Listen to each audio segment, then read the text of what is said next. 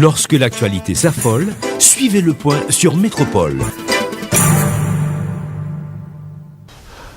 Madame, monsieur, bonjour. Bienvenue à la rubrique Le Point de Radio et Télémétropole. Merci de l'intérêt, merci de votre fidélité à cette rubrique. Deux invités ce matin, les députés Rolf Papillon et Price Cyprien pour commenter l'actualité. J'ai bien dit pour commenter l'actualité dans un contexte où plus d'un se sentent préoccupés par la situation, la dégringolade de la monnaie locale, un Parlement en quelque sorte décrié. Les images de la semaine dernière au Sénat de la République parlent d'elles-mêmes. Contexte également de processus de ratification d'un Premier ministre dans l'impasse, annonce de démission d'un groupe de députés, vrai ou faux. L'insécurité qui bat son plein, donc on a peur, on est inquiet. Avec nos invités, on va essayer de comprendre leur point de vue, pour mieux appréhender la situation que connaît le pays aujourd'hui. Député Price Cyprien, bienvenue, bonjour, merci d'accepter de nous aider à comprendre la situation aujourd'hui en votre qualité de député, de parlementaire. Bonjour Indel et bonjour Rolf, mon ami. Nous saluons tous les téléspectateurs et qui suivent nos journées aujourd'hui, et particulièrement les Thomaslais, les Thomaslaises qui, depuis un certain temps, n'ont pas entendu leurs députés parce que j'étais en déplacement pour les ACP et je suis de retour. Donc je pense que ce matin, on va dire beaucoup de choses au sujet de l'actualité en Haïti. Merci, député Price Cyprien. Député Papillon, Rolf Papillon, bienvenue à Métropole. Bonjour et merci de répondre à l'invitation. Bonjour et merci pour l'invitation. Je salue mon collègue Price Cyprien et j'en profite pour saluer la population de Corail qui m'a fait ce grand honneur pour me désigner pour les représenter au Parlement. Donc c'est avec joie que j'accepte cette invitation. Vous avez un désaccord par rapport aux propos que j'ai tenus il y a quelques instants en guise d'introduction? Plusieurs désaccords même.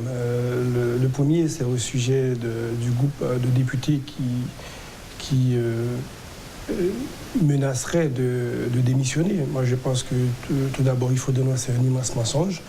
J'ai eu un contact avec... De ma part ou de vos collègues? Alors, moi, je dirais plutôt de mes collègues. La première fois que je l'ai entendu, c'est pas vous, c'était le député Gary Baudot lui-même, le président de la Chambre, qui l'a dit dans une interview, dans une station de la capitale. Il a dit être au courant d'un groupe de députés qui se réunissaient pour présenter leur démission en bloc.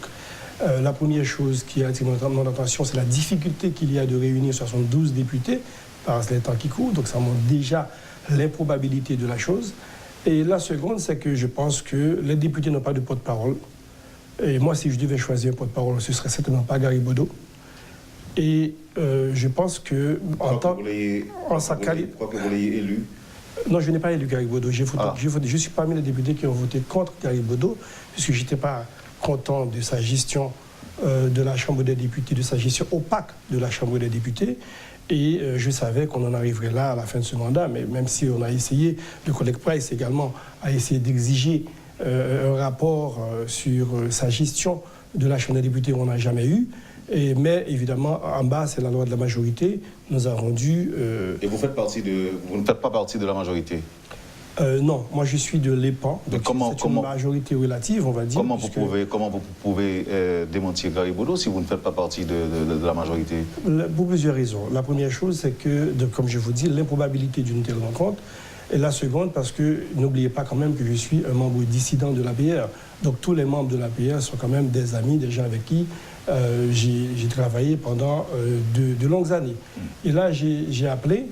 Et il n'y a pas un seul collègue qui était au courant, à part Gary Baudot lui-même, qui était au courant de cette dite rencontre. Ce n'est pas le premier mensonge, d'ailleurs. Mais comme je le disais tout à l'heure, les députés n'ont pas de porte-parole. Gary Baudot est peut-être le président de la Chambre des députés, même si de temps en temps il se comporte en maître de la Chambre des députés. Et je pense que c'est une plaisanterie de mauvais goût. Nous attendions d'autres déclarations de la part du président Baudot, c'est-à-dire nous réclamons des explications sur la gestion des fonds. Vous vous souvenez, il y avait un scandale à la Chambre des députés qui impliquait le président lui-même. Moi-même, j'étais parmi les voix qui avaient réclamé la démission du président Bodo à la tête de la Chambre des députés.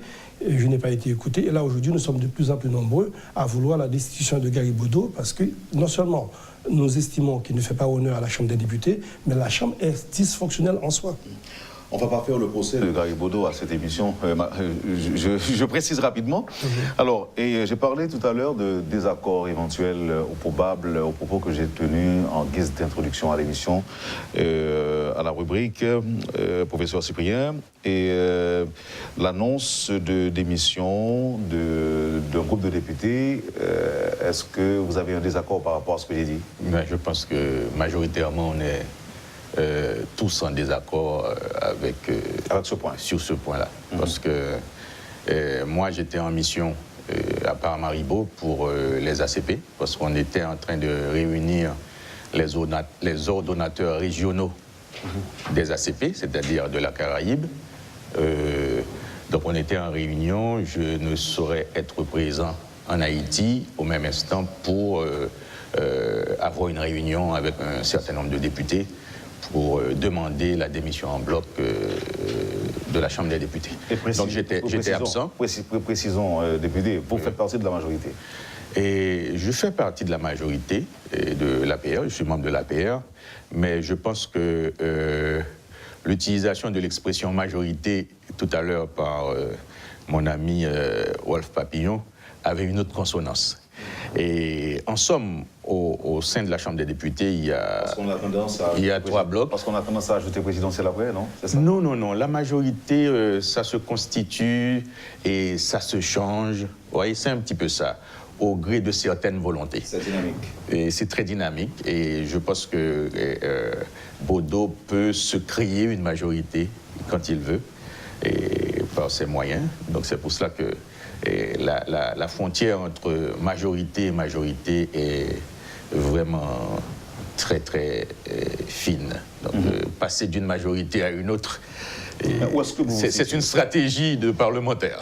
Où est-ce que vous vous situez? Bon, en principe, si on reste dans le cadre rationnel du droit constitutionnel, je fais partie du bloc majoritaire. Et parce qu'actuellement, après la reconstitution des blocs, APH s'est scindé et nous avons maintenant l'APR qui est majoritaire et ensuite EPAN qui vient tout de suite après l'APH et après GPEP. Ce sont les 3 blocs qui constituent la 4e année de la 50e législature. On comprend que le bloc majoritaire est surtout qualifié de pro-présidentiel. Le bloc auquel vous appartenez, député, est pro aussi ou est contre ou bien fait l'équilibre? Moi, je ne comprends pas pourquoi les gens ont tendance à dénigrer les blocs qui soutiennent l'action gouvernementale. Les parlements du monde entier sont divisés au moins en 2 blocs. Un bloc qui soutient le gouvernement et qui défend les idées du gouvernement et qui défend les projets de loi du gouvernement. Vous voyez, en France ou ailleurs, c'est pareil. Et il y a un bloc qui est parfois réticent ou en opposition par rapport à l'action gouvernementale.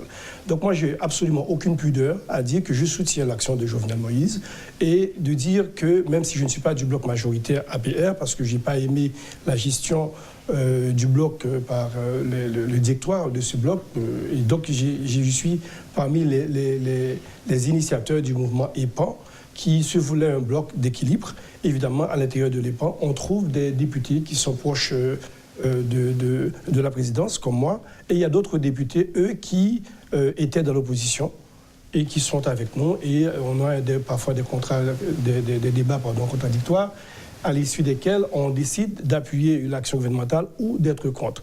Et comme par exemple dans le cas du renvoi du Premier ministre Jacques Guy-Lafontan, même si à l'époque j'étais de la majorité, j'étais parmi les députés qui étaient pour le renvoi de Jacques Guy-Lafontan. Donc ça ne veut pas dire forcément qu'on a un comportement tout à fait servile par rapport à l'exécutif. Maintenant, si l'on parle de majorité ou minorité au Parlement, on voit rapidement la question du Premier ministre. Le processus de ratification de Jean-Michel Lapin est dans l'impasse dans les 2 chambres, surtout au Sénat de la République. Mais en ce qui vous concerne, chers invités, députés du peuple, Qu'est-ce qui va se passer? Ce que je dois dire tout d'abord, c'est que mon collègue Papillon a apporté la seconde nuance sur la question de la majorité. Donc vous voyez que on n'est pas du même bloc. Je suis de l'APR, il est de l'EPAN. Mais au besoin, parce que qu'est-ce qui arrive? Au niveau du Parlement, on a 3 facultés de pouvoir voter. Soit on vote pour, soit on vote contre, soit on s'abstient. Donc vous voyez, on est de 2 blocs différents, mais au moment du vote, on peut, suivant ses convictions personnelles, oui. C'est comme des indépendants. Voter pour, voter contre ou s'abstenir. Si je comprends bien la philosophie ou bien les objectifs de ce groupe auquel le député Papillon appartient, donc non seulement c'est un groupe qui est là pour faire l'équilibre, mais c'est comme des indépendants. Donc ça peut arriver que vous... on vote avec la majorité ça ou peut on vote contre la majorité. Voilà. Donc c'est cette nuance majoritaire qu'on a voulu préciser et on l'a fait. Maintenant pour le Premier ministre. Oui. Nous savons que le Sénat a été saisi avant nous. Donc jusqu'à date, on a voulu et on veut encore que le Sénat tranche la question avant de pouvoir entrer dans la danse. Est-ce que je peux partager un petit désaccord avec vous, député? Volontiers. Ouais, mais le désaccord, c'est que quand il s'agissait de donner un vote de censure, d'infliger un vote de censure au Premier ministre Jean-Henri Seyort, c'était à peu près le même scénario. Il était au Sénat de la République et vous, au niveau de la Chambre des députés, vous avez tout simplement... Pas vraiment. Si vous me permettez... Il y a une nuance. C'est pas le cas. Non, il y a une grande nuance. Oui. Je le répète souvent, je pense que le Premier ministre Seyort n'a jamais été au Sénat de la République. Il a été dans les locaux du Sénat.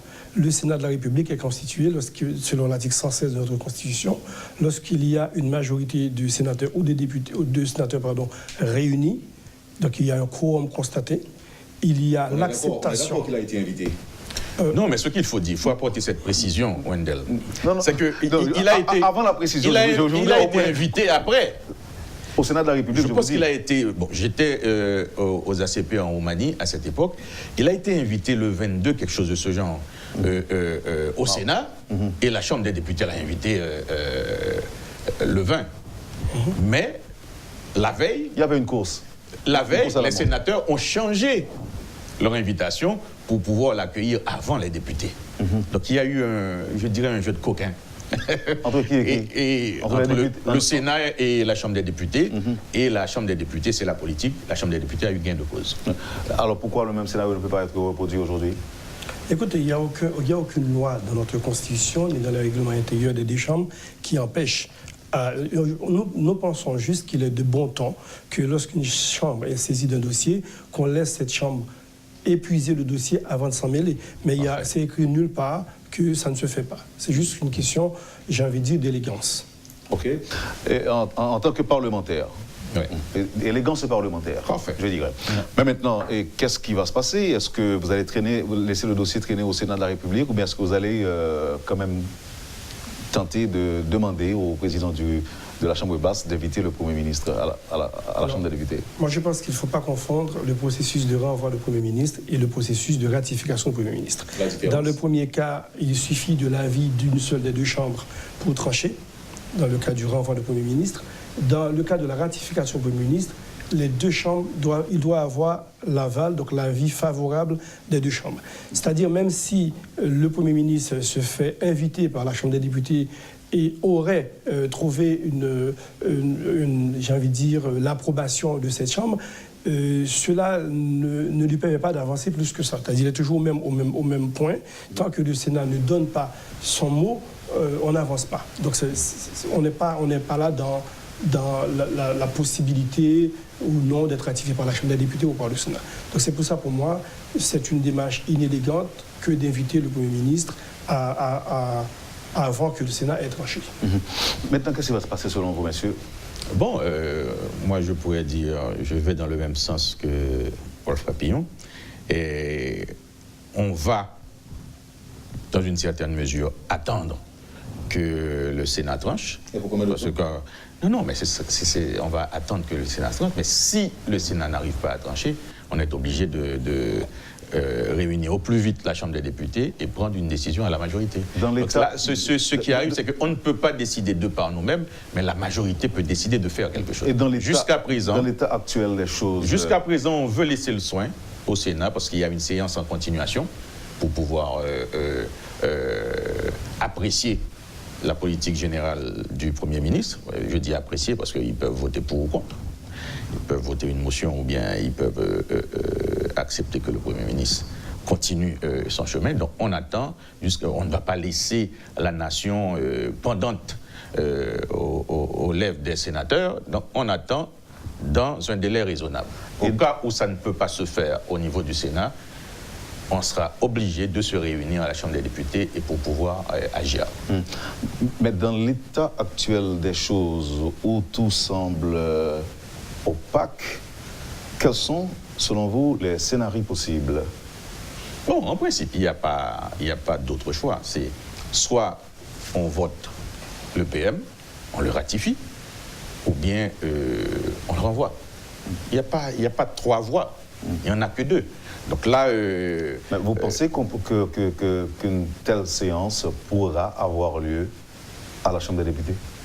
Bon, il faut qu'on fasse la séance, que ce soit à la Chambre des députés ou au Sénat, et on doit aboutir à cela, parce que c'est le jeu démocratique qu'on est en train de faire. C'est vrai qu'il y a un blocage au niveau du Sénat et qu'on n'arrive pas à comprendre, parce qu'on sait que pertinemment, pour constituer un bloc au Sénat, il faut avoir 5 sénateurs, et on ne comprend pas comment 4 sénateurs puissent tenir le pays en otage pendant tout ce temps-là. Et il y va de la responsabilité des sénateurs et du président du Sénat et des autres sénateurs d'agencer leurs possibilités pour faire marcher la séance afin de pouvoir continuer avec la séance.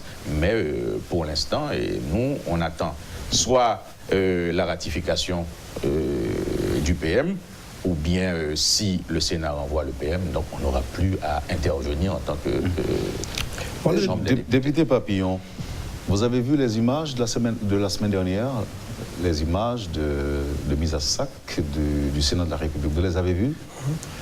Oui. Sur les réseaux sociaux ou à la télé? J'ai vu les images douloureuses, on va dire, de la... Pourquoi vous les qualifiez déjà de douloureuses? Bon, parce que je pense que je me suis toujours fait une certaine idée du Parlement, je me suis toujours fait une certaine idée du Sénat de la République en plus, et je pense que c'est triste de constater que ce n'est pas un lieu de débat contradictoire, c'est devenu...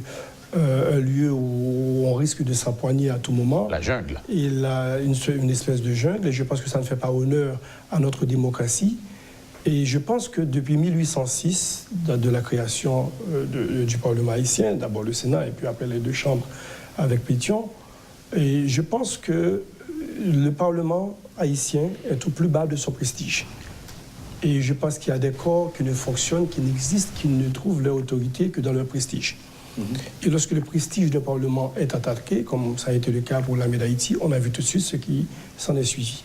Donc cela m'attriste de voir cela. Mais ceci dit, je pense que la population, c'est-à-dire les électeurs, ne doivent pas complètement se décharger de la responsabilité, parce que c'est une co-responsabilité. Les sénateurs, ils ont un comportement en bas, mais les électeurs qui ont choisi ces sénateurs-là, ils ont aussi une responsabilité. Je suis persuadé que... Et si ce comportement affiché par ce groupe de sénateurs va dans le sens d'une frange importante ou pas de la population? Ah ben oui, évidemment. Moi, je pense que ça dépend de quel angle on se trouve. Telle chose, si aujourd'hui il y a un attentat en Israël, les Israéliens vont parler de terrorisme. Pour les Palestiniens, ça va être un acte... héroïque, si vous voulez. Donc ça dépend de quelle barrière, mais je pense quand même qu'il y a des pas à ne pas franchir. Et je pense que les sénateurs, en se comportant ainsi la dernière fois, ont franchi le Rubicon. Ils ont, pour moi, avili le Sénat à tout jamais, et cette génération gardera pendant longtemps le souvenir d'un Sénat avili. Mais j'ai vu aussi, député, la fierté, j'ai pu lire une certaine fierté, le sourire également au visage de ces sénateurs. Ils sont fiers de l'acte qui est perpétré. Ben, Ce n'est pas seulement eux qui sont fiers. J'ai entendu des stations de radio de la capitale embaumer les sénateurs qui ont eu un tel comportement. Il y a au moins 2 stations de radio qui font l'éloge de ces sénateurs. C'est le triomphe de la médiocrité. C'est votre point de vue aussi, député Cyprien? Moi, je pense que dans le temps, on parlait des honorables sénateurs, des honorables députés, mais ce qui s'est passé la semaine dernière ne fait pas honneur au Parlement. Je ne dis pas seulement au Sénat, mais au Parlement. Et pour être... On parle des 4. Pour être mais il y a d'autres sénateurs qui applaudissent aussi... mais c'est là le problème. C'est là le problème. Donc, l'aspect d'honorabilité a pratiquement disparu avec ces actes barbares que ces sénateurs... je ne sais pas, est-ce que c'est en vertu de la démocratie ou, comme disait le professeur Idir Naljan, de la voyoucratie qui s'est développée en Haïti depuis 1986. Donc ça, c'est incompréhensible. C'est incompréhensible et je pense que le jeu démocratique doit se faire à travers les échanges, à travers la parole, à travers les positions au niveau de la chambre à laquelle on appartient, mais pas ce qu'on a vu. Et puis là encore, c'est de l'irrespect pour l'argent des contribuables. Je pense que c'est l'argent des contribuables qui a permis de meubler le Sénat. Et puis quand on prend ça, et on dit déjà que le Parlement est budgétivore, mais avec quoi on va remplacer ces meubles qui étaient en état et qu'on a écrasé comme on a vu. Le sénateur Sénatus a eu à dire que ce n'est pas du tout un problème. Il peut utiliser 2 mois de son salaire pour... Non, moi je pense qu'il faut cesser de faire des démagogies. Donc on est une institution, l'institution doit fonctionner en tant qu'institution. C'est une institution composée d'hommes d'État, on doit se comporter en homme d'État. Je pense que la population doit prendre note. Mais il y a longtemps qu'on a cessé d'être des hommes d'État. Il faut dire, maintenant, il n'y a qu'un tas de petits hommes en bas, et particulièrement, je dois dire à tous les niveaux. À tous les niveaux, que ce soit au niveau du Parlement ou au niveau de l'exécutif, on est en train de vivre des situations incalculables, des situations comme si on était dans des contes de fées. Donc moi je pense que la population doit prendre acte de ça, ceux qui vont voter, et je souhaite vivement qu'il y ait une meilleure législature pour la 51e, parce que ce qu'on a vu là, le dysfonctionnement de la Chambre, qu'on voit à l'œil nu, le dysfonctionnement de la Chambre, que ce soit du Parlement, que ce soit au niveau de la Chambre ou au niveau du Sénat. On ne fait pas une telle chose à un pays. Il faut respecter une nation quand même. Si vous me permettez une dernière opinion sur le sujet, je pense qu'il y a 2 choses qu'il faut voir là. C'est d'abord les limites de notre régime démocratique. Je pense que les constituants de 1987, dans la foulée anti-présidentielle, ont voulu donner le plein pouvoir, le pouvoir absolu aux parlementaires. Et je pense que ça a été une erreur. Le pouvoir absolu corrompt absolument. Et c'est là que nous sommes en train de voir les limites de notre régime politique. C'est-à-dire qu'on ne peut pas être... Un régime démocratique ne peut pas avoir des intouchables.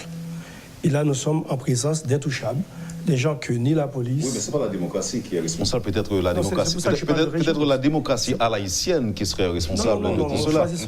On choisit sa forme de démocratie. Il n'y a pas ça. Aux États-Unis, par exemple, il y a un juge ou un policier, par exemple, peut arrêter un parlementaire pour un simple délit, simple infraction, j'ai envie de dire, sur la route. Et c'est aussi la démocratie, c'est-à-dire que chacun... Non, ceci n'empêche que, parce que dans notre système, si un parlementaire est surpris en flagrant délit, on peut l'arrêter en cas de flagrance. Mais s'il n'y a pas flagrance, on va attendre que la chambre à laquelle il appartient se réunisse pour pouvoir décider sur son cas. Mais là, il y a eu flagrance. Je mets comme terminer, si vous me permettez, collègues. Allez-y. Pour dire que, d'abord, nous avons touché les limites de notre démocratie. Et je pense que ce soit à la Chambre des députés ou au Sénat, il y a une faiblesse dans les règlements intérieurs. C'est-à-dire aucun corps ne peut ne pas, comment dire ça, être soumis à des sanctions. Dans l'armée d'Haïti, par exemple, il y avait la cour martiale et tout militaire redoutait de passer devant la cour martiale. Or, à la Chambre des députés, aussi bien qu'au Sénat, il n'y a aucune sanction prévue et par le corps pour les membres de ce corps. Je pense que c'est un danger. La deuxième chose sur laquelle j'aimerais insister, je ne voudrais pas que ces actes de vandalisme au Sénat, le blocage au niveau du Sénat, constituent des distractions pour les responsables politiques, parce que ce ne sont pas là les vrais problèmes du pays. Ce qui préoccupe la population aujourd'hui, ce n'est pas la comédie qui se joue au Sénat depuis tantôt un mois, c'est surtout l'inflation. C'est le dollar qui continue à grimper, et c'est également les problèmes d'insécurité dans le pays. Et moi, je pense que c'est peut-être ça, si j'ai un message à donner aux autres responsables politiques, c'est de nous dire, attention, ne nous laissons pas distraire par les comédiens du Sénat. Donc, nous sommes en politique, nous parlons politique, mes chers invités, et vous savez qu'en politique, il y a certaines choses qu'on accepte. Mais on est unanime aussi à admettre ou à croire, si vous préférez, que le populisme et la démagogie dans certains petits pays sont souvent payants. Allez-vous demander, par exemple, à des gens qui, bon, je ne vais pas dire à des démagogues ou bien à des populistes de changer de stratégie ou même de changer de stratagème dans leur lutte? Est-ce que vous allez leur demander? Parce qu'il est important de voir les choses autrement. Et c'est vrai que dans tout pays sérieux, il y a un établissement qui dirige les choses. On sait qu'il y a des limites à ne pas franchir. Mais là, au jour d'aujourd'hui, il n'y a pas de limite. Il n'y a pas de limite. Tout le monde fait ce qu'il veut. Regardez le spectacle qu'offrent les sénateurs. Et il y a un problème, c'est vrai, au niveau des règlements intérieurs et même au niveau de la Chambre. Et des fois, ce n'est pas un problème de règlement intérieur, c'est juste un problème du non-respect des normes. Par exemple, ce qu'on a eu comme élection dernièrement au niveau de la Chambre des députés, c'est du jamais vu. C'est du jamais vu. Dans un pays sérieux, à la demande d'un candidat, on demande un rapport sur la gestion de la Chambre, on devrait arrêter les élections. Arrêter les élections pour pouvoir avoir ce rapport. Et on a vu que des collègues ont franchi la barre pour dire, bon, voilà, nous, on veut l'unanimité. On veut l'unanimité. Disons... non, mais on veut la majorité ou l'unanimité? L'unanimité. Je répète exactement ce qu'ils ont dit. Même quand il y avait tout au moins un autre candidat, eux, ils voulaient l'unanimité. C'est pas utopique? C'est pour cela qu'on doit demander à la population de prendre acte de ce genre de choses. Parce qu'il faut qu'on avance. La politique est dynamique, certes, il faut qu'on avance. Il faut qu'on ait de meilleurs représentants tant au niveau de la Chambre des députés que du Sénat, pour qu'on commence à réfléchir au pays. Dans 10 ans, dans 15 ans, dans 20 ans, selon vous? On le souhaite au plus vite. Nous sommes dans l'abîme, nous sommes au bord du gouffre, comme on dit souvent. Au bord, à l'intérieur même. Je pense qu'on ne peut pas aller plus bas que ça. Et c'est ce qu'on dit toujours. Il y a le désespoir dans les familles aujourd'hui. De nombreux Haïtiens, de nombreuses familles souhaitent à tout prix quitter le pays. C'est ce qu'elles sont en train de faire. Les jeunes partent sans destination. Il suffit qu'ils aient leur passeport et ils trouvent quelque part où aller.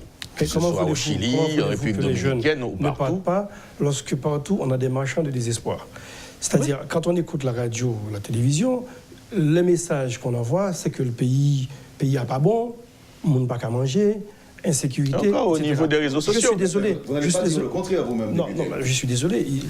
Les mêmes choses qu'on voit ici en Haïti se passent également à Miami. En France, il y a aussi l'insécurité. Moi, je ne suis pas à l'aise de marcher dans les rues de Paris aujourd'hui, depuis le Bataclan, etc.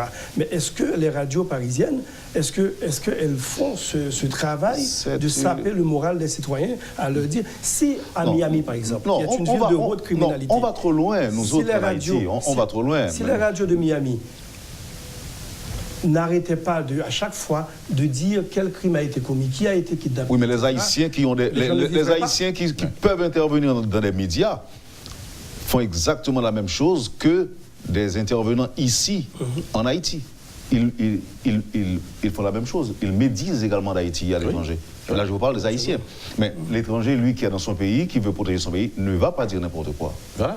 Moi, je pense que la plus grande publicité négative qui est faite à l'endroit d'Haïti est faite par des Haïtiens qui vivent à l'étranger.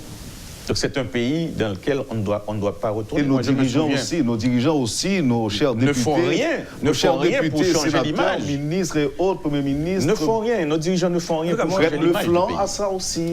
Moi, j'aimerais dire je n'en disconviens pas. J'aime pas quand on déresponsabilise la population civile dans cette affaire, parce que les députés et les sénateurs ne sont quand même pas des extraterrestres. Ce sont des gens qui sont là, nous les contrôlons. D'ailleurs, nos lois exigent qu'ils vivent dans le pays au moins 5 ans, dans la zone qu'ils sont censés représenter au Parlement. C'est-à-dire, lorsque les gens choisissent tel député ou tel sénateur pour envoyer au Parlement, ils ne peuvent pas aujourd'hui s'étonner de son comportement. Lorsqu'on a dit au Parlement qu'il y a des gens qui ont arraché des micros, etc., mais je suis persuadé que Ils avaient le même comportement dans leur région respective. Absolument. Probablement, c'est à cause de ça qu'on les a votés. Au Parlement. Les gens les ont vus faire dans la rue et maintenant, le problème est transposé au Parlement. Les 4 sénateurs en question, il y en a un parmi eux qui réclamait de verser de l'huile sur la rue, etc., pour provoquer des accidents, etc. Mais c'est ce travail-là qui se faisait dans les rues, qui a subi un échec, puisque la population finalement a résisté à la tentation des terroristes. Et puis maintenant, qu'est-ce qui se passe maintenant? Ce travail-là est transposé au Sénat. C'est le champ de bataille. Il y a de l'opposition au Sénat de la République. Je parle de l'opposition au pouvoir. Mais il y a aussi de l'opposition à la Chambre des députés. Vous ne craignez pas que la scène, que le spectacle se reproduise à votre prochaine séance à la Chambre des députés? Bon, on peut s'attendre à toute éventualité, mais je pense que comme on est plus nombreux, et je me souviens une fois, il y avait une séance et j'étais obligé de raisonner quelques collègues députés et ils ont pu quand même céder parce qu'on ne veut pas donner, avec tout ce qu'on a déjà, on ne veut pas donner une image encore pire de la Chambre des députés. De toute façon, je pense que la Chambre au Sénat de la République, ne va pas être bloquée. Je pense que le Sénat de la République est réputé Chambre des sages. Oui, c'est ce que j'allais dire justement. Les sénateurs sont beaucoup plus sages, donc ils arrivent à bloquer le Sénat. Dans une telle éventualité de la Chambre des députés, je pense qu'il y aurait eu bagarre, mais je pense que le problème aurait été traité tout de suite. Merci, messieurs. Malgré tout. On va observer la pause et on revient. Vous suivez, madame, monsieur, la rubrique Le Point de Radio et Télémétropole. Nos invités aujourd'hui, les députés Wolf Papillon et Price Cyprien. Merci de l'intérêt. À tout de suite, après la pause. Merci, madame, monsieur, de votre patience. Avec nous, je rappelle, les députés Price Cyprien et Wolf Papillon. Comment ou encore quelle action à prendre aujourd'hui pour parvenir au moins à satisfaire ou encore à donner une réponse aux sénateurs? C'est une question d'un auditeur. Une autre question d'auditeur, faudrait-il mettre sur scellé les biens de ces sénateurs jusqu'à ce qu'ils remboursent la totalité du montant des destructions qu'ils ont occasionnées? Député. Oui, je pense qu'il faut voir ce que dit la loi. Cette destruction de biens publics, pour moi, c'est un délit qui est puni par la loi. Et je pense que ce serait un très mauvais exemple à donner de notre démocratie pour montrer qu'il y a des gens qui sont autorisés à détruire les biens publics. Je pense que déjà, on dénonce des abus depuis au moins 2 ans. Je pense qu'on est en une période de réveil citoyen. Il y a beaucoup de choses que les citoyens ne sont plus prêts à tolérer encore aujourd'hui. Ces histoires de scandales au Parlement, des gaspillages de fonds publics, etc., ce sont des pratiques qui se font depuis plusieurs législatures. La différence, cette fois-ci, c'est que les citoyens et les citoyennes ont dit qu'il faut que cela cesse, il faut qu'on arrête ces pratiques dans le pays. Et je pense que c'est ça qui fait la différence aujourd'hui, c'est ce réveil soudain et que je souhaite permanent dans le pays. Et là, on ne peut pas offrir un tel spectacle et dire aux gens que personne n'est coupable. Vous savez, on m'a raconté qu'à Cuba, par exemple, lorsque 2 personnes se battent, s'ils arrivent à abuser un bien public, par exemple un banc public, les 2 personnes vont d'abord en prison, ils payent pour le bien public abusé, abîmé, et puis après, on juge l'affaire. Mais la question de la chose publique gaspillée est prioritaire. Oui. Je pense que c'est ce qu'on devrait avoir. Oui, mais c'est pas en Haïti où les citoyens font ce qu'ils veulent. Mais il y a une incohérence entre les gens. Quand on pense que c'est les mêmes qui réclament la justice pour Petro-Caribé, etc., et ce sont les mêmes... Moi, j'ai déjà vu ça dans certaines manifestations. D'une part, on réclame justice pour les fonds de l'État qui ont été dilapidés, et les mêmes manifestants qui réclament justice pour ces fonds-là, ce sont les mêmes qui abîment les véhicules de l'État. Les véhicules officiels, les services de l'État, les véhicules de la police sont abîmés par les mêmes manifestants. Où est le bon sens? Oui, mais ce n'est pas une expression de colère, une expression de frustration, de révolte aussi? Alors, donc je défends quelque chose, donc je suis avocat, je défends mon accusé, je suis en colère, je bats mon accusé. En gros, c'est ça. Je prends la défense des biens publics et puis maintenant je casse ces biens publics parce que je suis en colère. C'est pour moi tout simplement du non-sens. Je pense que en Haïti, si alors pour les auditeurs, je précise que c'est le député Cyprien qui intervient. Bien sûr. Il faut qu'on commence à tracer des exemples. Je ne dis pas que au Sénat, d'ailleurs, c'est une infraction à la loi, c'est une infraction pénale, destruction de biens publics, on devrait du même coup sanctionner ceux qui sont responsables de cette destruction-là. Mais pour montrer qu'il y a un certain sérieux dans l'Assemblée, dans l'Assemblée des sages, je pense que les sénateurs devraient se réunir et prendre une résolution sur ce qui s'est passé. Qu'ils soient dans l'opposition ou bien qu'ils soient d'accord avec ce qui s'est passé, il faut qu'il y ait une résolution, même quand la résolution resterait sans suite. Mais il faut qu'on commence à démontrer à la nouvelle génération qu'on peut éventuellement, à un certain moment, quand les choses vont mal, qu'on peut prendre au sérieux ces choses-là.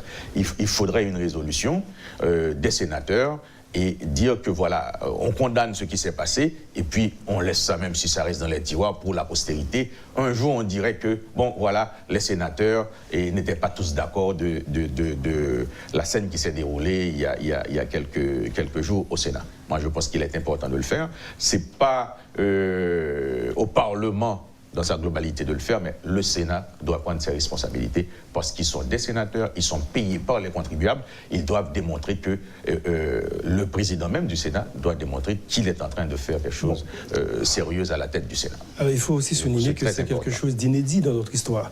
Vous savez, le Parlement haïtien a été saccagé à 2 reprises, une fois sous Salnave, je pense que c'est en 1867, la seconde fois sous-estimé, Dumas a estimé, mais c'est toujours des attaques venues de l'extérieur. Mais cette fois-ci, ça vient de l'intérieur. Et c'est d'autant plus grave. Donc le verre est dans le fouillis. Maintenant, messieurs, vous êtes au courant des reproches adressés aux parlementaires, députés et sénateurs. On dit que vous ne faites rien. Combien... Là, je suis contre. OK. Je suis contre, pourquoi? Dès mon arrivée à la 50e législature, je me suis dit, pour M. Cyprien, il faut chercher quelque chose à faire au sein de la Chambre des députés. Donc j'ai participé dans les travaux de rédaction du Code pénal et du Code de procédure pénale quand j'étais professeur. Maintenant, arrivé à la Chambre des députés, il faut faire quelque chose. Et constatant que... On est d'accord que c'est l'exception qui confirme la règle. On est d'accord sur ce point, mais je ne suis pas le seul. Non, c'est clair, je ne suis pas le seul. Donc je veux arriver quelque part. C'est pour ça que j'ai choisi, j'ai vu qu'il y a tout un pan de la diplomatie parlementaire qui était resté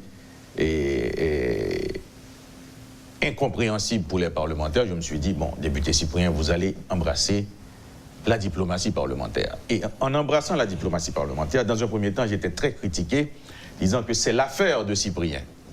Donc je leur ai démontré qu'il est important pour nous, en tant que parlementaires, de rencontrer d'autres parlementaires et de dialoguer avec eux, de voir ce qui se passe ailleurs. C'est pour cela que, en tant que président de la délégation haïtienne auprès du Parlement européen et des pays ACP, j'entraîne avec moi toujours certains députés. Et même, je suis arrivé à entraîner certains sénateurs. Il n'y a pas ça au Sénat? Ah bon? Certains sénateurs. Il n'y a pas une commission du même genre au Sénat de la République? En principe, non.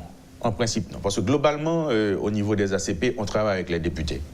Globalement. Bon, alors on comprend Parce très qu'au bien. niveau du Parlement européen, on n'a que des députés, il n'y a pas de sénateurs Oui, européens. mais on comprend très bien au point où les images qui circulent de nos jours sur les réseaux sociaux ont pour objectif de faire savoir à la population que ce n'est pas nécessaire d'adresser des reproches ou des critiques aux sénateurs, aux 4 sénateurs, puisque dans d'autres parlements, il y a eu des bagarres, Non, il y a eu... on ne peut pas le faire comme ça. On ne doit pas être d'accord avec ça. Ce qui se passe de mauvais ailleurs, on ne doit pas le répliquer chez nous. C'est pour cela que, arrivé au Parlement, j'ai essayé d'entraîner certains députés pour leur dire que, bon voilà, messieurs, il y a quelque chose à faire au niveau de la diplomatie parlementaire. On doit redorer le blason d'Haïti, on doit refaire l'image d'Haïti sur le plan international. On doit y aller. Donc j'ai embarqué avec moi certains députés et tout dernièrement, on a ramené certains sénateurs. Donc vous n'ignorez pas que dans le travail qu'on est en train de faire au niveau de la diplomatie parlementaire, on a ramené les ACP en Haïti. Et depuis tout ce temps-là, il y a eu des vacanciers parlementaires qui partaient une journée aux ACP, qui ne restaient pas dans les assises, qui n'ont pas pu avoir la possibilité de le faire. Non seulement Haïti est inscrite au niveau de la commission des affaires politiques des ACP, et actuellement, je suis membre de la commission qui réfléchit sur les accords de Cotonou, les accords post-Cotonou qui doivent arriver après 2020. Donc c'est pour ça que... Donc vous travaillez? Pas seulement moi. Contrairement à ce qu'on dit, oui, il y a des députés qui travaillent. Moi, j'aimerais réagir là-dessus. qui voyagent avec moi au niveau des ACP, au niveau de Parlaméricas, et nous sommes aussi membres fondateurs du Parlement mondial pour la tolérance et la paix, qui va venir très prochainement en Haïti, parce qu'il y a tellement d'incohérences dans la jungle politique en Haïti. Nous estimons qu'après avoir procédé à l'ouverture de notre bureau en Amérique latine, au Panama, il faut le faire aussi en Haïti, pour apprendre aux politiciens haïtiens qu'on doit être tolérant. Il faut accepter les idées des autres. Donc c'est un peu ça, on est en train de travailler dans ce sens. Merci, député. Sur cela, j'aimerais réagir. Député Papillon. Les députés, les sénateurs ne font rien. Je pense qu'on se permet tout ici dans ce pays parce que nous sommes un peuple pratiquement anumérique. On n'utilise pas les chiffres. Les gens peuvent dire n'importe quoi, mais ils ne sont pas obligés de fournir des chiffres. Il y a une tendance ici à faire croire que le travail du parlementaire se résume à voter des lois. C'est faux, c'est une approche dangereuse et c'est faux. Tout d'abord, s'il s'agissait de voter des lois, moi j'ai fait une étude comparative des différentes législatures. La 47e législature a voté 26 lois. La 48e législature, qui est pour moi une des meilleures législatures qu'on a connues, en a voté 38. La 49e législature qui nous a précédés a voté 15 lois et 4 conventions internationales en 4 ans. Et nous en sommes à notre 50e loi votée.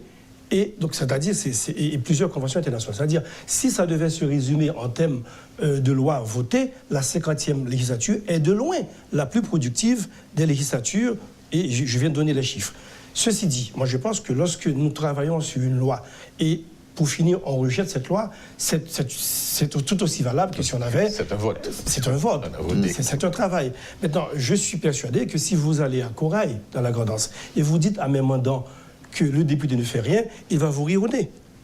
Il va vous rire au nez parce que... Donc vous êtes un agent de développement chez vous? Et je me défends de l'être. Je sais aussi, c'est une idée fausse qui est là aussi. Non, je dis que les députés ne sont pas des agents de développement. C'est une question que je vous pose. Oui, moi, je dis que je suis un agent de développement. En plus d'être législateur. En plus d'être législateur, parce qu'en fait, quand on dit qu'on n'est pas un agent de développement, un député ne devrait pas s'occuper de la route, etc. Ouais, mais c'est comme si on disait... Est-ce qu'il n'y a pas de substitution aussi? Parce que les maires... Pas forcément. Dans le cas de Corail, non.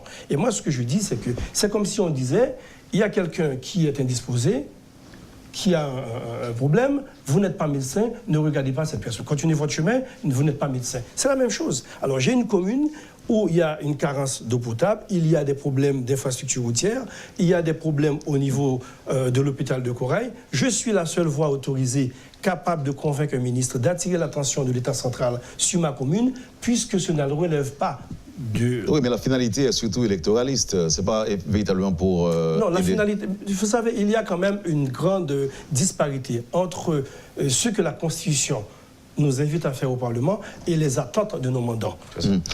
5 minutes nous séparent de la fin de l'émission, messieurs, et je voulais partager avec vous quelques remarques auxquelles vous allez très certainement réagir, remarques d'auditeurs et de téléspectateurs ou tout simplement de téléauditeurs de Métropole. Le populisme est l'ennemi de la démocratie. surtout quand il est démagogique. Nous sommes passés d'un extrême à l'autre, d'une dictature rétrograde, celle de Duvalier, à l'anarcho-populisme post-1986, qui est pire. On a enlevé le pouvoir à l'exécutif pour le donner quasi intégralement au Parlement, formé d'intouchables. Il faut dire que des deux côtés, on est mal représenté, exécutif et législatif. Nous devons barrer l'accès aux hautes fonctions aux individus sans vergogne en mettant des critères de candidature, niveau d'études, réalisation au niveau national, passé propre. Il le faut car on ne peut pas avoir de démocratie quand une population est analphabète, dans la misère, et quand des politiciens plus ou moins éduqués distillent à satiété le venin de la division, de la haine sociale. La majorité des médias distillent aussi cette haine sociale sous le manteau de liberté de la presse. Ces messages trouvent un terrain fertile, l'absence de résultats, la corruption généralisée et la misère de la majorité. C'est pas de Wendell Théodore, c'est d'un téléauditeur de Métropole. Je veux dire que ce ou cette téléauditeur et auditrice a vu juste à donner, a peint un tableau de la situation telle qu'elle en Haïti de nos jours. Mais je pense qu'il y a quelque chose à faire. Et c'est vrai qu'il y a eu une tentative de limiter, si vous voulez, de mettre des balises pour empêcher que ce soit n'importe qui entre au Parlement, c'est-à-dire à la Chambre des députés ou au Sénat, et en mettant des niveaux d'études. Mais cela ne suffit pas.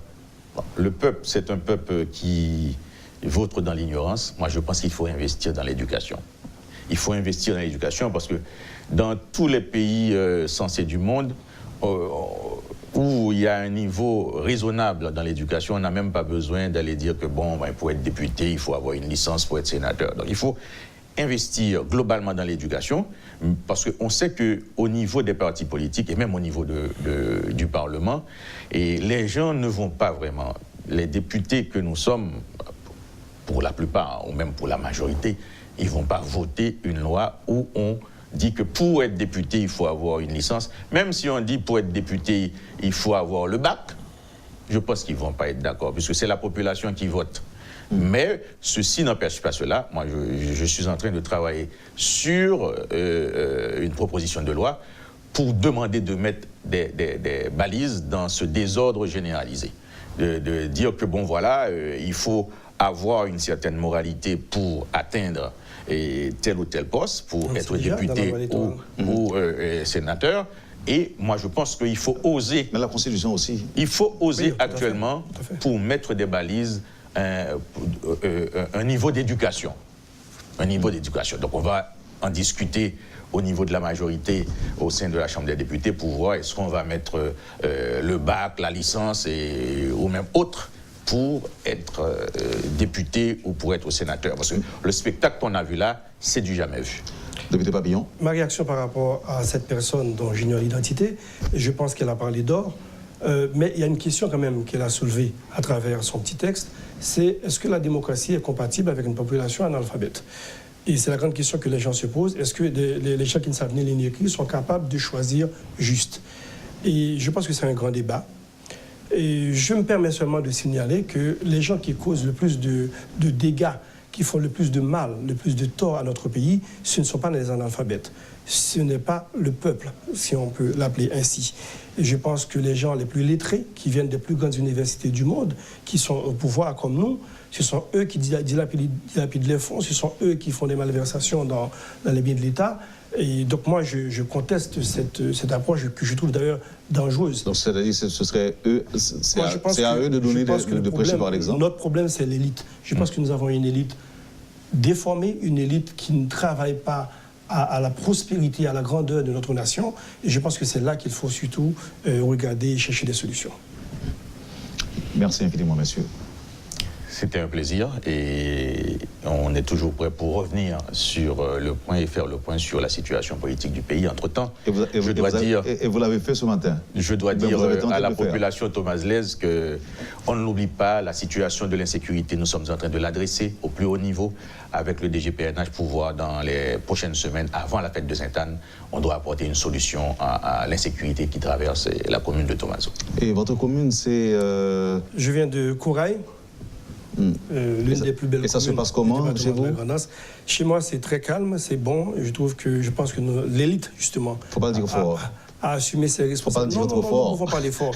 Nous sommes la commune qui a fait le plus grand progrès en 2 ans. Nous sommes passés de la commune la plus enclavée du département de la Grande-Anse. Aujourd'hui, nous avons le meilleur réseau routier communal de ce département. Nous travaillons sur des problèmes d'eau. Nous n'avons pas de problème de sécurité. Qui a effectué ces travaux? Ce sont les résultats de la caravane de changement qui est tant décriée dans le reste du pays. Je pense qu'à Kouraï, c'est impossible de trouver quelqu'un capable d'émettre une opinion négative sur la caravane de changement.